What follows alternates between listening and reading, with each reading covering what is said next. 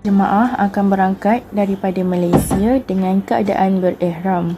Setelah tiba di lapangan terbang Madinah, jemaah akan menaiki kenderaan yang telah disediakan dan akan menuju di Dewan Tiba. Setelah sampai, para jemaah akan disambut oleh petugas dan dibawa untuk menaiki kenderaan menuju ke Madinah. Serahan pasport oleh petugas akan dilakukan ketika para jemaah berada di dalam kenderaan. Penginapan jemaah di Tanah Suci mempunyai 4 zon iaitu A, B, C, D di dalam sebuah bilik hotel. Boleh membuatkan 4 hingga 8 jemaah dan tandas bulat 1 atau 2 di sebuah bilik. Penginapan jemaah perempuan akan diasingkan setiap bilik berhawa dingin. Setiap bilik amatlah selesa sekali. Jarak di antara hotel Masjidil Haram adalah lebih kurang 1 km, manakala jarak antara hotel Masjid Nabawi sejauh 500 meter. Pihak tabung haji di Tanah Suci juga memberi perkhidmatan sajian kepada jemaah. Jemaah akan memperoleh sajian tengah hari dan juga malam yang bermaksud 2 kali sehari sahaja semasa di Tanah Suci. Justeru itu, mereka tidak akan kelaparan semasa menunaikan umrah. Dan bukan itu sahaja, makanan ringan juga akan disediakan semasa proses ziarah untuk memastikan perut jemaah tidak kosong. Contohnya, makanan yang diberikan ialah 2 biji roti dan juga air.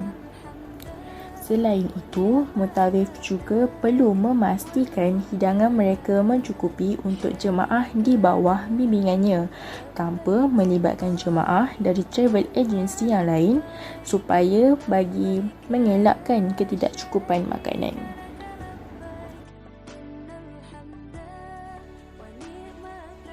Pengurusan petugas haji bagi setiap maktab. Petugas haji akan sentiasa berada di setiap maktab yang telah disediakan. Petugas-petugas haji dilantik menguruskan pelbagai bidang bagi memudahkan pengurusan jemaah haji bergerak dengan lancar. Petugas penting antaranya ialah pengurusan pembimbingan ibadat haji dan petugas perubatan. Setiap maktab akan mempunyai anggaran seramai 3,000 jemaah. Jemaah akan diurus sebaiknya bersama petugas tabung haji dan maktab muassasah. Selain itu, terdapat juga pengenalan warna bagi setiap maktab yang telah disediakan. Perkhidmatan kebajikan bimbingan ibadat mempunyai 4 perkara. Yang pertama, pembimbing ibadat haji iaitu behtas yang sentiasa berada di setiap maktab dan zon di Tanah Suci. Seterusnya yang kedua, pakar rujuk ibadah yang berada di ibu pejabat tabung haji di Mekah. Seterusnya yang ketiga, ceramah di pusat perkhidmatan maktab dan pusat perkhidmatan zon, dan di mana jadual ceramah yang ditampal di setiap papan kenyataan maktab dan juga zon Mekah.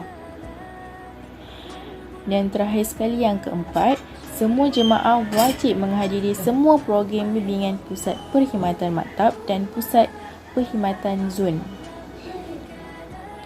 Jemaah haji yang berdepan masalah atau kemusykilan dalam menjalani ibadat haji dan umrah dinasihati agar mendapatkan bimbingan guru pembimbing yang disediakan oleh Lembaga Tabung Haji di Tanah Suci.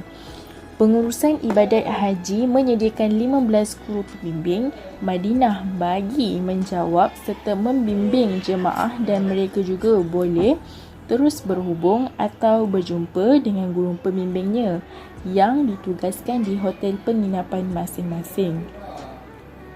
Ceramah dan sesi ulang kaji mengenai ibadah haji dan umrah juga turut diadakan bagi mengingatkan semula jemaah mengenai ibadat yang akan dijalankan.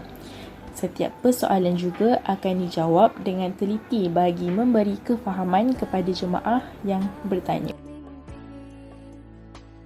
Pengurusan perkhidmatan perubatan di Tanah Suci antaranya terdapat pusat perubatan tabung haji di Mekah, mempunyai 16 klinik di Madinah. Perkhidmatan perubatan utama di rawatan kecemasan, rawatan pesakit luar, rawatan pesakit dalam dan lain-lain.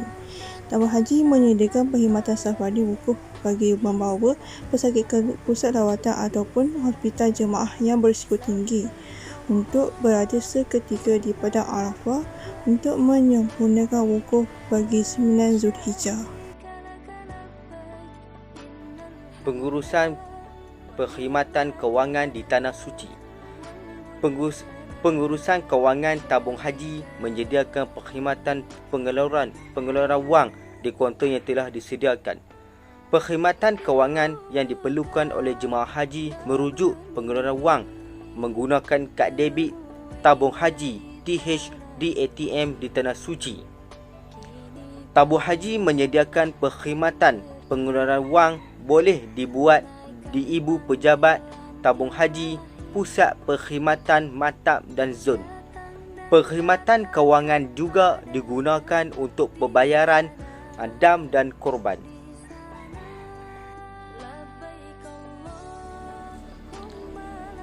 Pengurusan perkhidmatan pihak ketiga.